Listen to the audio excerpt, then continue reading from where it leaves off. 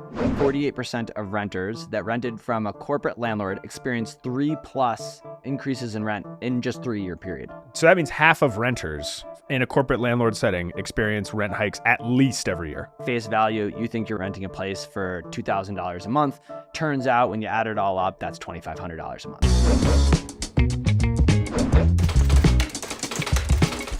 Hey everybody, welcome to another episode of The Landlord Lens. I am joined as usual by our co-host Seamus Nally.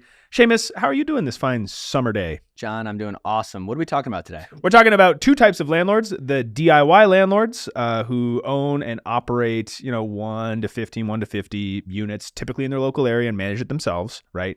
And the corporate landlords who own and operate thousands of units, sometimes across markets, from skyscrapers in New York or LA. Yeah, and I really like the way you put it earlier where you said thousands of families just under one thumb. That's right. So as we jump in and start to contrast the differences between these groups, I think it's super important to start with how their incentives are different. So what's really interesting with corporate landlords is in the residential space, typically they're buying to hold for about 7 years. Only 7? Exactly, yeah. So what that means is they're coming in, they're thinking about everything on a timeline of about 7 years. As a result, they're way more likely to raise rent. Yep. Right? We have a juicy stat here with 48% of renters that rented from a corporate landlord experienced 3+ increases in rent in just 3-year period. So that means half of renters in a corporate landlord setting experience rent hikes at least every year. Yes, exactly. And that's part of the incentive structure of only that 7-year hold, right? We have to abstract every single bit of value we can from that asset. Yep. The other thing is actually on the finishes, right? And the quality of that property.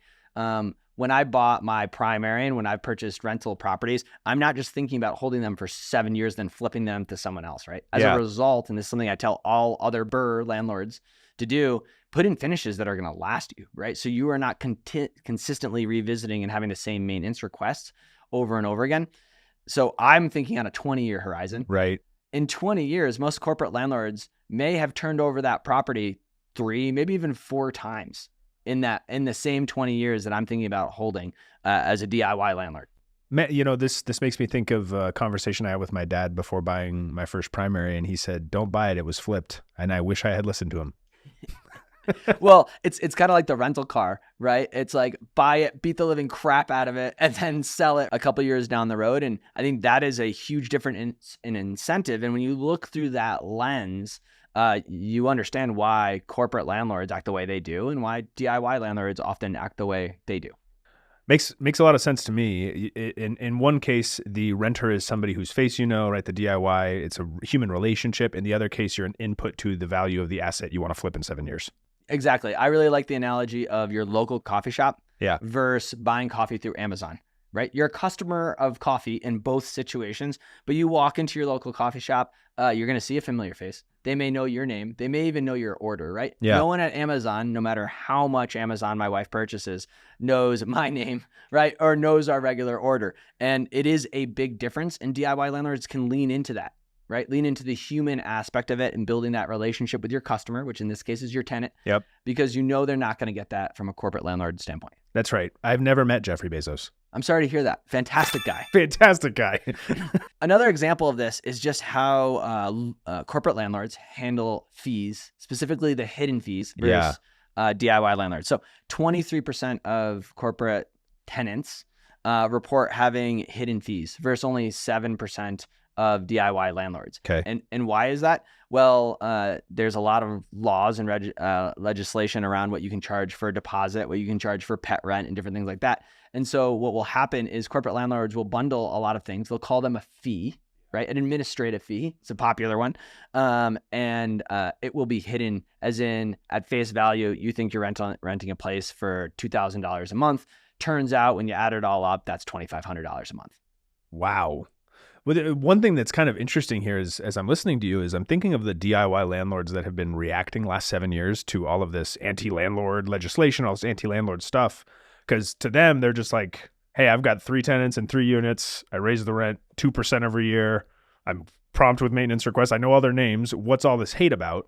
And it's actually this is why it's because all these tenants have these kinds of landlords that they're dealing with all the time. Yeah, and unfortunately, the more legislation, right, that comes in for landlords in general, the harder it is for DIY landlords. Because if we go back to how you position corporate landlords, and I think you said high rises in New York, Yep. Or skyscrapers in New York, what's sitting next to them in that skyscraper are lawyers. And so they can actually handle the changing legislative environment a lot easier than DIY landlords. So what's interesting is they create the problem. Legislation comes in, they can actually deal with the problem a lot better than all of our DIY landlords out there.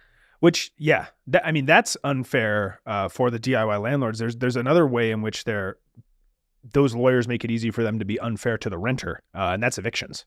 Corporate landlords are much more likely, so 68% more likely to move forward with an eviction than DIY landlords.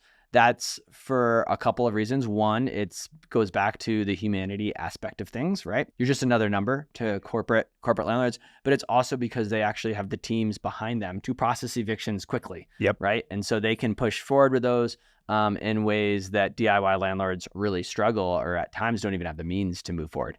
Yeah, that if I'm imagining myself as the person thinking about evicting or not, if I can just say yes, eviction, and hand that problem off to a lawyer I employ, I'm much more likely to do that than if I need to show up at court and I need to file everything and I need to go to all the lawyer meetings and everything like that. Absolutely. I mean, why would you work with a tenant for a payment plan, right? Or even cash for keys, or one of those situations when you have someone else, behind the scenes that you can make it their problem, and then they go to work. Something, as I step back from all these conversations we're having about the different incentives and how they act in the market differently, it seems pretty clear that an ideal housing market has way more DIY to stabilize it and maintain predictability versus these kind of volatile, lots of change type actions that come from the corporate landlord side that take advantage of the renter market. Is that a fair characterization?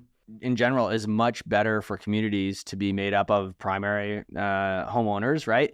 As well as DIY landlords when compared to a lot of the corporate landlords. This is one of the reasons that build to rent draws a lot of skepticism, and I think rightfully so to some extent, is because these are corporate landlords out there that are building a whole bunch of inventory. Their plan is to hold it for a short period of time, right? That's 7 years, and then they're going to flip it to the next guy. We talked all about this, talked about how it might impact the housing market, what their incentives are different. Now, I'm a tenant and I'm going out to rent a new place, maybe in a new city I'm moving to. I'm full of hope. I got a new job. I'm looking at all the rental listings. What's your message to me? Yeah, I think if you're one of the tenants out there watching, which I'm guessing we don't have a ton of, yeah, but it's to really think about who owns and manages this property that you are about to rent, and ask questions. Ask questions like, when's the last time you raised rent, right? How often do you raise rent? What is your rent increase philosophy, right? And if you're a DIY landlord out there, be ready to answer that question. Because the leasing agent down the road at the corporate landlord leasing office is ready to answer that question. But that's a really important one. How quickly do you get turnaround maintenance requests on average? Who's your team that does that? Are all good questions to ask when you're going to rent. Awesome. And for the DIY landlords, what would you tell them in this moment? Position yourself as a local coffee shop. Right? Yeah. Be human. Think of your customer, who is your tenant, right, as someone you want to build a professional relationship with. I'm not saying take them out fishing, but you do have value in this market by being human. Okay. And then to the corporate landlords hate watching right now. Well, please like and subscribe to our video. You can even leave a comment if you think we're full of it. But maybe just chill out. Take the next 10 years off of purchasing. I think that would be great for all of us. I think you're right. Awesome. Thanks, everybody, for watching Landlord Lens. Like and subscribe to get more content like this, and we will see you on the next video.